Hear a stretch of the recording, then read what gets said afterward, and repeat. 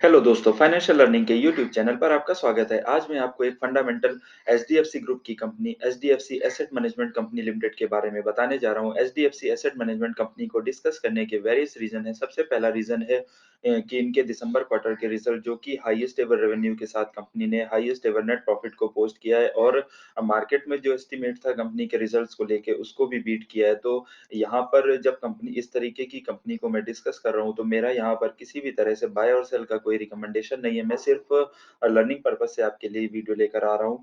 तो एक बार हम कंपनी के फाइनेंशियल्स को देख लेते हैं, बिज़नेस को देख लेते हैं, फिर हम कंपनी का टेक्निकल चार्ट पैटर्न देखेंगे। तो यहाँ पर मैंने स्क्रीनर डॉट इन पर एचडीएफसी एसेट मैनेजमेंट कंपनी को ओपन किया हुआ है, तो आप देख सकते हैं जैसे कि यहाँ मेंशन है कि एचडीएफसी एसेट मैनेजमेंट कंपनी जो है जॉइंटली प्रमोटेड की जाती है स्टैंडर्ड लाइफ के द्वारा और एचडीएफसी लिमिटेड के द्वारा। एचडीएफसी लिमिटेड जो कि एचडीएफसी बैंक का पैरेंट ग्रुप है। तो यहाँ पर इस तरीके की स्ट्रॉन्ग प्रमोटर्स होल्डिंग वाली कंपनी है। एक बार हम कंपनी के थोड़ा-सा की हाइलाइट्स को एक बार देख लेते हैं। तो यहाँ पर स्क्रीनर डॉट इन पर ही डिटेल दे रखी है। जैसे कि यहाँ पर इनका ज्योग्राफिकल डाइवर्सिफिकेशन जैसे दे रखा है कि इन कंपनी के पास 89.9 लैक्स लाइव अकाउंट्स हैं एज़ ऑफ दिसंबर 20 का यहाँ पर डेटा दे रखा है। तो ये म्यूचुअल फंड ग्रुप को कैटर करती है यानी म्यूचुअल फंड कंपनी है एक तरीके से और इनके पास असेट अंडर मैनेजमेंट के पास जो 85% इनका जो है टॉप 30 सिटीज़ ऑफ इंडिया से 85% कंट्रीब्यूशन निकल के आता है। तो इस तरीके की कंपनी का जहाँ पर एक स्ट्रॉन्ग असेट अंडर मैनेजमेंट है यानी कि एयूएम ग्रोथ बहुत ही अच्छी है यहाँ से और लगातार एसआईपी बुक इनकी जो स्टेबल फ्लोज़ है यानी कि लगातार एसआईपी बुक ग्रो कर रही है। तो इस तरीके की कंपनी की इंडिया में जैसे-जैसे म्यूचुअल फंड इंडस्ट्री में डिमांड ग्रो करेगी, इस तरीके की कंपनी की और भी ज़्यादा डिमांड होने की पॉसिबिलिटीज़ है। जब एक बार हम इनकी वेबसाइट पर भी देख लेते हैं कि ये किस-किस तरीके की सर्विस को प्रोवाइड करते हैं। तो यहाँ मैंने एचडीएफसी म्यूचुअल फंड की वेबसाइट को ओपन ओपन किया हो तो आप देख सकते हैं यहाँ पर एचडीएफसी म्यूचुअल फंड की वेबसाइट ओपन हो गई तो आप देखेंगे कि यहाँ पर इनके डिफरेंट जो प्रोडक्ट्स एंड सॉल्यूशन प्रोवाइड करते हैं mutual fund knowledge centre type में इन्होंने मेंशन किया हुआ है। तो यहाँ से आप देख सकते हैं कि अपनी मंथली एसआईपी के रूप में भी आप इन्वेस्ट करके अपना रिटायरमेंट प्लान वगैरह इस तरीके से अलग-अलग नीड के हिसाब से इन्होंने यहाँ पर प्रोडक्ट्स बना रखे हैं, तो आप इस वेबसाइट को जाकर गो थ्रू हो सकते हैं और इससे आपको कंप्लीट डिटेल मिल जाएगी कि म्यूचुअल फंड इंडस्ट्री में इस तरीके की म्यूचुअल फंड कंपनी कैसे काम करती है और उनका क्या-क्या प्रोडक्ट एंड सर्विसेज़ वो प्रोवाइड करती है। तो म्यूचुअल फंड कंपनी है स्ट्रॉन्ग फंडामेंटल है और एक स्ट्रॉन्ग पेरेंट ग्रुप है यानी एचडीएफसी ग्रुप की कंपनी। एक बार हम कंपनी के फाइनेंशियल्स को देख लेते हैं यहाँ पर, तो कंपनी का मार्केट कैप लगभग 39,000 करोड़ के आसपास है, तो काफ़ी अच्छी बड़ी लार्ज कैप कंपनी है। करंट प्राइस करंटली जो कंपनी का मार्केट प्राइस ट्रेड कर रहा है 1856 पे ट्रेड कर रहा है। अगर हम इसको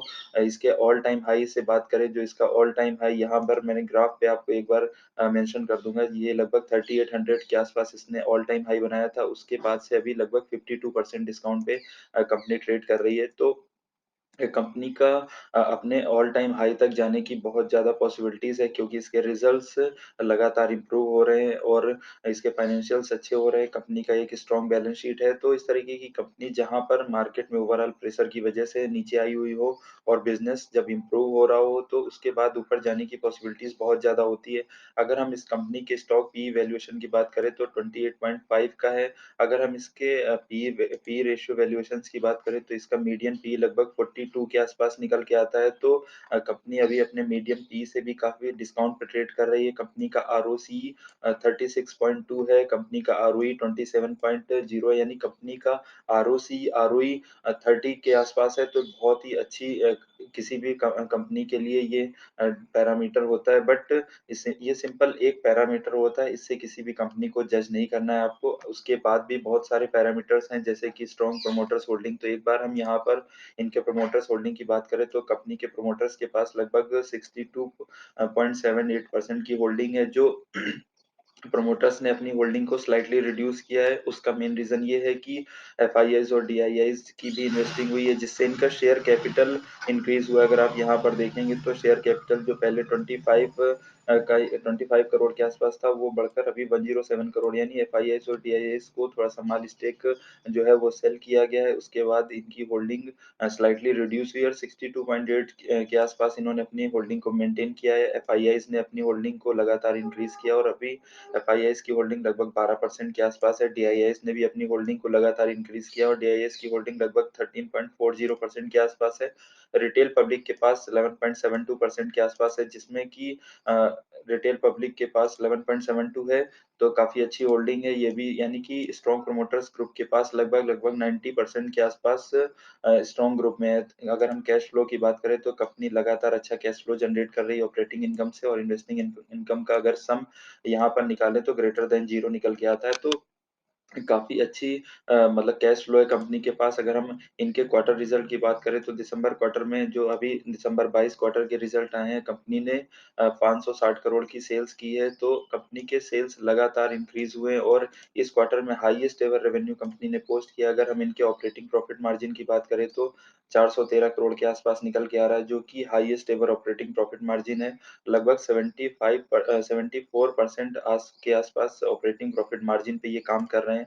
अगर अदर इनकम की बात करें तो 103 करोड़ के आस-पास निकल के आ रही, तो ओवरऑल नेट प्रॉफिट कंपनी का लगभग 369 करोड़ निकल के आया। अगर एक बार हम इनके नेट प्रॉफिट को जो इनके पहले यहाँ पर 369 करोड़ निकल के आया था, तो यहाँ पर टैक्स परसेंटेज जो निकल रहा था वो लगभग 23% के आसपास इन्होंने टैक्स पे किया था।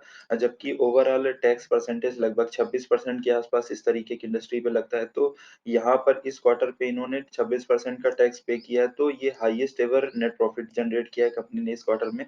अगर एक बार हम इसके ईयर ऑन ईयर यानी प्रॉफिट एंड लॉस स्टेटमेंट की बात करें तो यहाँ पर कंपनी का 12 ट्रेडिंग मंथ में 2142 करोड़ का 12 ट्रेडिंग मंथ में नेट सेल्स निकल के आया है और नेट प्रॉफिट 1391 का, यानी हाईएस्ट एवर, लगभग हाईएस्ट एवर रेवेन्यू के साथ highest ever net profit company ने पोस्ट किया है।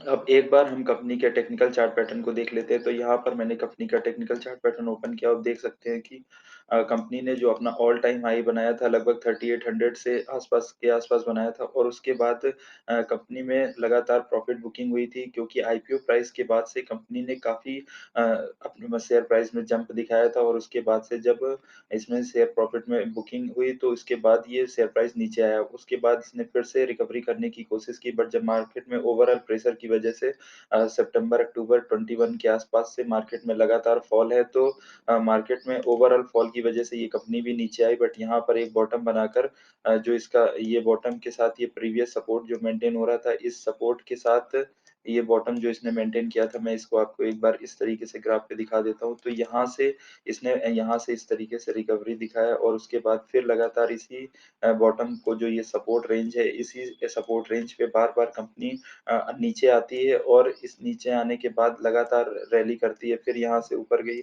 फिर नीचे मार्केट में प्रॉफिट बुकिंग हुई, मार्केट में प्रेशर आया अडानी के स्टॉक्स को लेके या डिफरेंट डिफरेंट तरीके से ग्लोबल मार्केट सिनेरियो के हिसाब से, तो फिर से ये करंटली अभी सेम प्राइस रेंज पे ही बार-बार सपोर्ट ले रही और यहाँ से एक तरीके से इस तरीके से ये एक राउंडिंग पैटर्न फ़ॉर्म करने की कोशिश कर रही। हो सकता है कि यहाँ से 1-2% के आसपास और गिरावट आ सकती है और ये इस रेंज पे लगभग 1600 से 1800 की रेंज इस तरीके से फ़ॉर्म करके यहाँ पे इस तरीके से रिकवरी दिखा सकती है। तो कंपनी के शेयर प्राइस में काफ़ी फ़ॉल हो चुका है ऑलरेडी कंपनी के, जबकि फाइनेंशियल्स लगातार अच्छे हो रहे हैं और शेयर प्राइस में फ़ॉल ये इस तरीके की कंपनी में जहाँ स्ट्रॉन्ग प्रोमोटर्स ग्रुप है, अच्छी होल्डिंग है, तो यहाँ पर सिर्फ अपॉर्च्युनिटी ही होती है। बट मेरा यहाँ पर किसी भी तरह से बाय और सेल का कोई रिकमेंडेशन नहीं है। आप अपने हिसाब से डिसीज़न ले सकते हैं। अगर आपको मेरा कंटेंट अच्छा लगा हो और इस तरीके की कंपनी में आप बने हुए हैं, तो कन्विक्शन के साथ बने रहिए और लगातार यहाँ से ग्रोथ अपॉर्च्युनिटी इस तरीके की कंपनी में आ सकती है। Thank you.